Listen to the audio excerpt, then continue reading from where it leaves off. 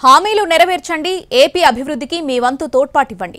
ఇది హస్తినా వేదికగా కేంద్ర పెద్దలతో ఏపీ సీఎం జరిపిన సంప్రదింపులు.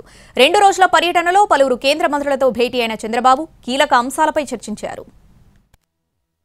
ఆర్థిక కష్టనష్టాల నుంచి ఏపీని గట్టెక్కించేందుకు సీఎం చంద్రబాబు మరోసారి హస్తిన బాట పట్టారు. రాష్ట్ర అభివృద్ధికి సాయం అందించాలని కేంద్రాన్ని కోరారు.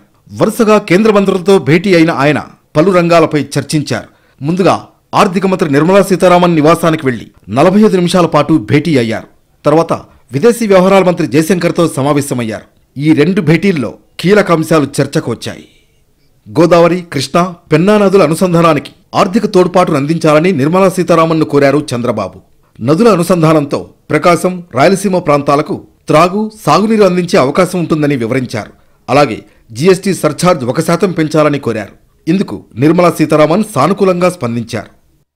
అటు విదేశీ వ్యవహారాల మంత్రి జయశంకర్తో అంతర్జాతీయ అంశాలపై చర్చించారు. అమెరికాలో కొత్త ప్రభుత్వ ఏర్పాటు భారత్పై ఎలాంటి ప్రభావం చూపుతుందన్న అంశాలపై చర్చించారు. అలాగే ఏపీ నుంచి ఉన్నత విద్య కోసం యుఎస్ వెళుతున్న యువత గురించి కూడా ప్రస్తావించారు. ఇటు అమరావతి నిర్మాణంలో సింగపూర్ భాగస్వామ్యాన్ని పునరుద్ధరించాలని కోరారు.